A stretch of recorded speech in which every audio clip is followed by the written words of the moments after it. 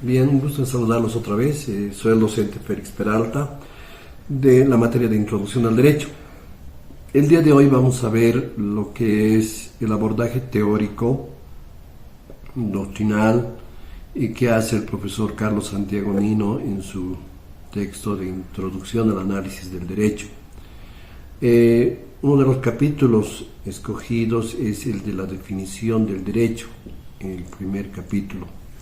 Y claro, la primera interrogante que surge acá en esta percepción que tiene el profesor Nino es de preguntarse qué es el derecho. Y para ello es importante hacer algunas precisiones, ¿no? El derecho, como ustedes recordarán, se ha dicho que es un conjunto de normas que van a regular la conducta de las personas que viven en una sociedad. Sin embargo, Santiago Nino nos aproxima más a la idea de ordenamiento jurídico. Y el ordenamiento jurídico como un complejo existente de un sistema jurídico que establece la existencia, ¿verdad?, de disposiciones, pero también de instituciones. Entonces, el ordenamiento jurídico es mucho más grande, el ordenamiento jurídico en las diferentes áreas que pueden estar. Esta es la primera precisión que se hace en este caso, como ordenamiento jurídico. En segundo lugar, se habla también del derecho subjetivo y de la ciencia del derecho. De manera general se ha establecido que el derecho subjetivo es aquel conjunto de atributos personales que le asisten a una persona. Por ejemplo, el derecho al nombre, ¿verdad?, es un derecho subjetivo, se diría, ¿no? Y la ciencia del derecho con instituciones, con conceptos, ¿verdad?, con teorías. Por ejemplo, pónganse a pensar respecto a la propiedad. ¿Qué teorías existen respecto a la propiedad? ¿La propiedad como un derecho sobre una cosa o el derecho de una persona que es oponible a los demás? A partir de eso es que se va elaborando la ciencia del derecho, como les reitero, desde el punto de vista de las instituciones que pueda tener el derecho, de sus principios del derecho en general, porque hay principios que rigen también la ciencia del derecho. Por ejemplo, en materia de derecho penal, os dije el principio in dubio pro reo, por ejemplo, todo lo que vaya a beneficiar en favor del reo va a favorecerle a este, ¿no? Si existe alguna duda, cuando exista una duda va a ser favorable al reo. Entonces, hay varios de esos principios que se van elaborando al interior de la ciencia del derecho, esa ciencia del derecho que ustedes la van a ir conociendo poco a poco con el avance, fundamentalmente en la carrera, ya sea en el área civil, en el área pública o en el área penal. Eso de entrada. Ahora, ¿cuál es el segundo elemento que se toma en cuenta acá? Que es el punto de quiebre, si ustedes quieren, hoy día todavía en debate sobre el justnaturalismo y el positivismo jurídico. Hoy día los exponentes máximos del positivismo jurídico y del justnaturalismo vienen a ser el profesor Hart y el profesor Dworkin. Entonces ellos plantean un debate, ¿verdad?, sobre lo que es el positivismo y sobre lo que es el justnaturalismo. ¿Qué se dice respecto al primero? El positivismo básicamente es un sustento teórico que tiene que ver con la vigencia del derecho. Es decir, la vigencia del derecho, la validez del derecho está en relación estrecha con la norma escrita. La norma escrita es la que le da validez al derecho respecto a una obediencia eventualmente que pueda tener. Y en cambio, el justnaturalismo más bien es aquel que sustenta que una base fundamental del derecho viene a ser la moral, viene a ser la ética, viene a ser el criterio de justicia. En otras palabras, cuando estamos en un debate entre el justnaturalismo y el justpositivismo, los justnaturalistas dirán que es más importante tomar en cuenta lo que es la moral, lo que es lo más justo, a lo que está escrito. Enseguida, luego voy a tratar de darles un ejemplo de lo que ocurrió después de la Segunda Guerra Mundial en el Tribunal de Nuremberg, cuando los criminales de guerra, los nazis, fueron juzgados. Vamos a ver poco eso para que se pueda entender qué gran diferencia se estableció entre el justnaturalismo y el positivismo jurídico. Entonces, ese de entrada ese es el elemento central para hablar de estas dos teorías.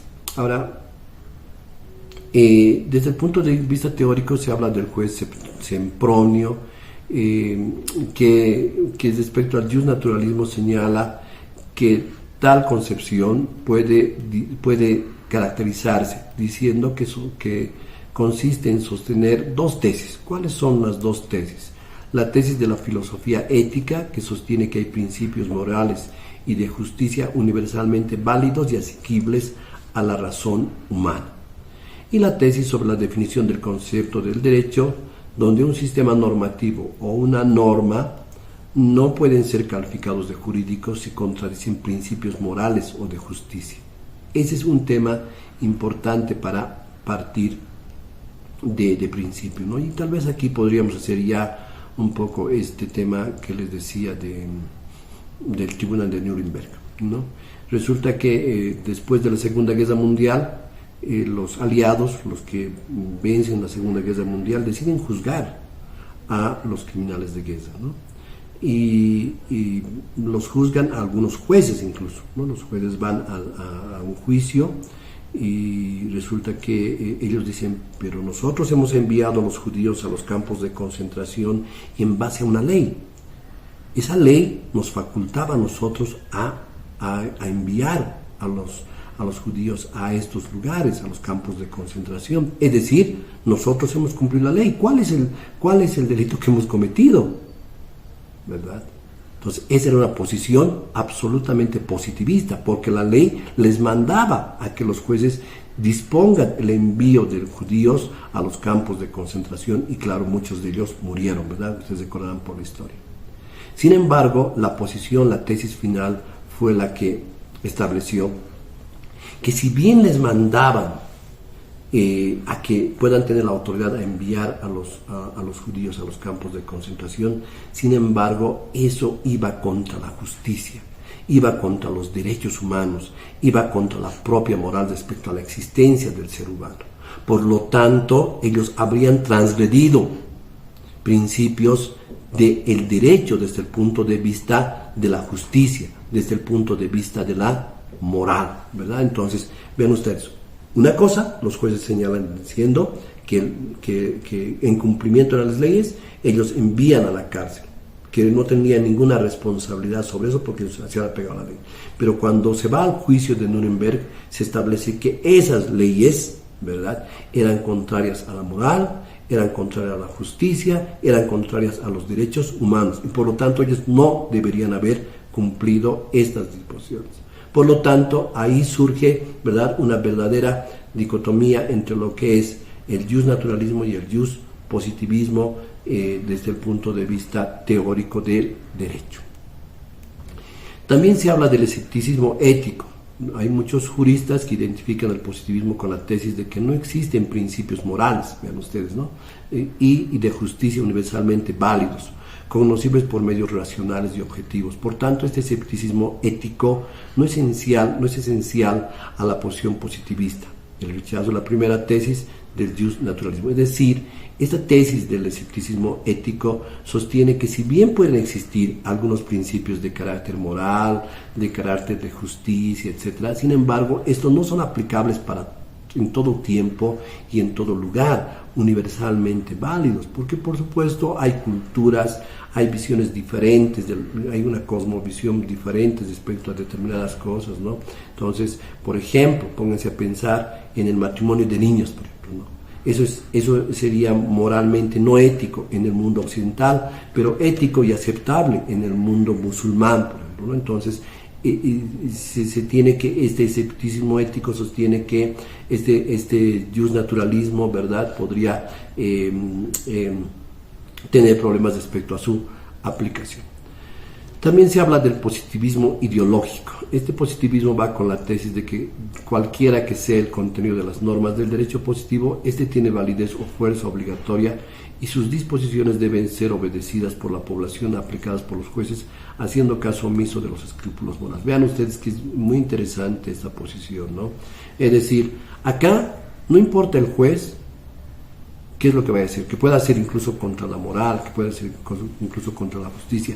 Lo importante es que el juez aplique la ley, aplique la justicia, y muchas veces puede estar en contradicho esta materia, ¿no? Es decir, hay disposiciones en el derecho que en definitiva pueden ser contrarias a la moral y a la justicia, y en las que el juez podría encontrarse en algún problema. Es decir, por ejemplo, nuestros jueces penales el día de hoy en algún momento se encuentran en dicotomía, por ejemplo, respecto a disponer una detención preventiva o aplicar no una detención preventiva. Es decir, hay temas en los cuales existe una dicotomía, una posición muy difícil, y que si bien la ley le dice que podría hacer una cosa, pero el derecho natural, la moral, la justicia, le diría, pero ¿está bien realmente tener esa persona? Parece que no, ¿verdad? Entonces ahí surge un problema, pero también existe el problema de obedecer la ley, ¿no? Hacer cumplimiento de la ley de lo que dice la ley para que los jueces puedan aplicar de acuerdo a lo que está en la norma. Muchos jueces, les repito, aplican la ley, sino fríamente. Aquí dice la ley tal cosa, y si no dice la ley, lo que no está escrito en la ley, en el código, no está en este mundo. Por lo tanto, si no está en este mundo, yo no lo aplico. Y yo lo que hago como juez es aplicar lo que dice la norma escrita.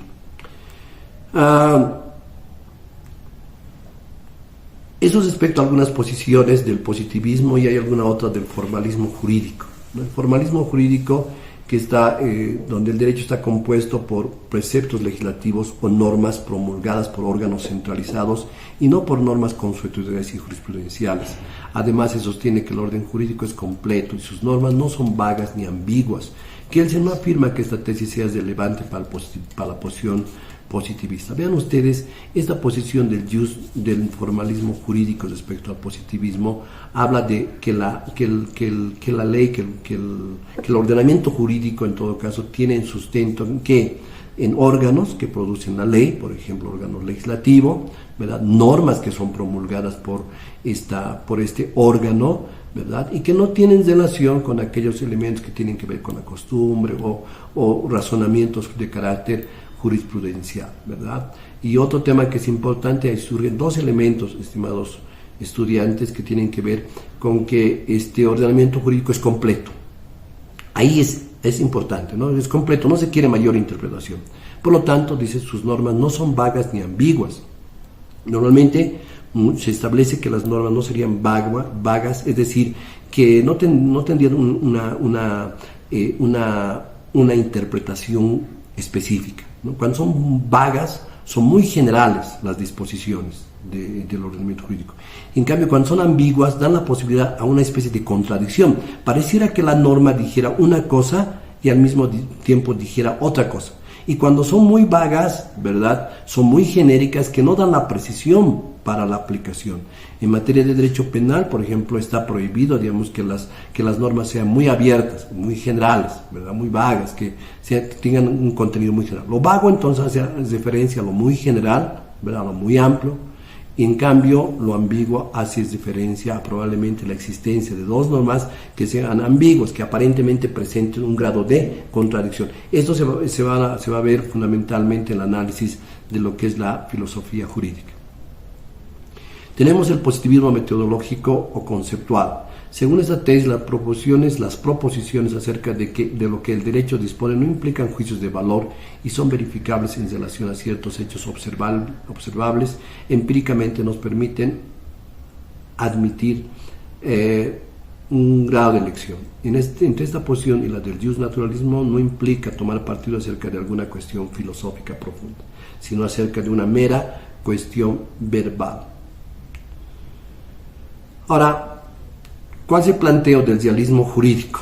Ahí tenemos el escepticismo ante las normas, como la que plantea Hart, el concepto del derecho, el escepticismo frente a las normas, es una especie de reacción extrema contra la actitud opuesta, el formalismo ante las normas y los conceptos jurídicos.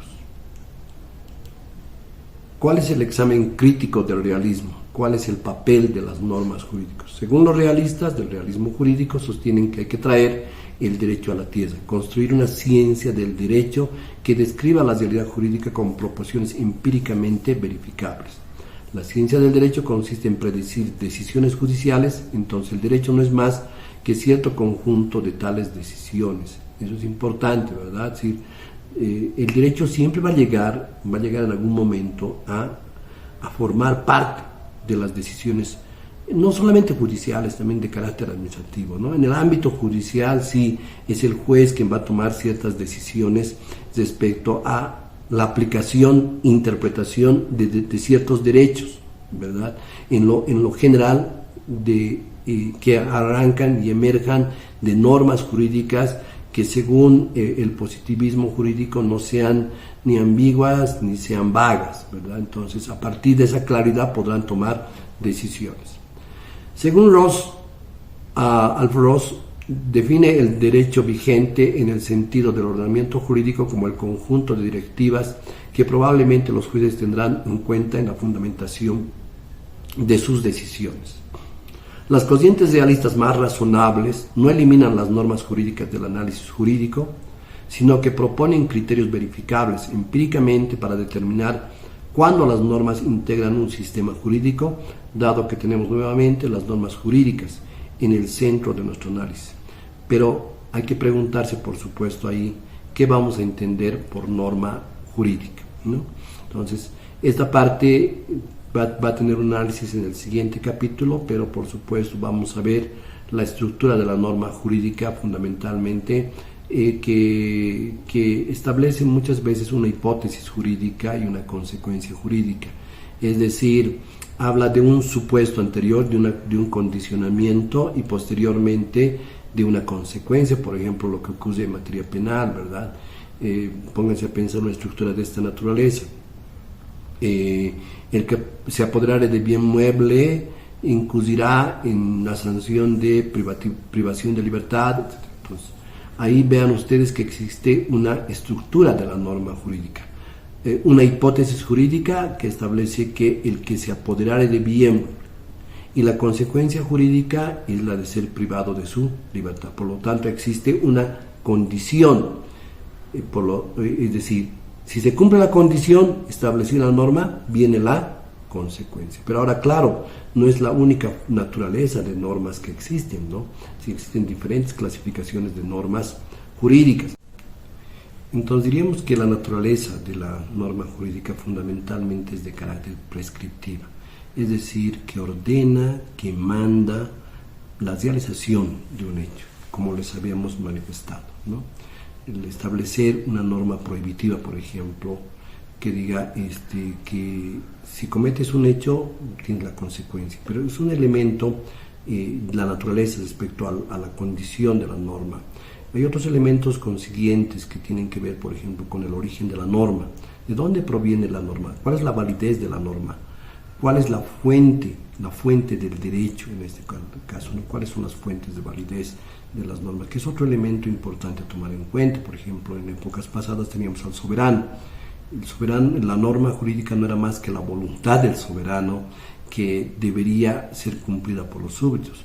Hoy día la norma jurídica proviene de órganos formales de carácter formal establecidos por la ley, como por ejemplo tiene que ver con los órganos legislativos, deliberativos de poder, y que van a estructurar la norma. Por lo tanto, esa norma jurídica tiene hoy día una fuente de validez, algo así como ocurre con la propia ley. Cualquier ley, ¿verdad?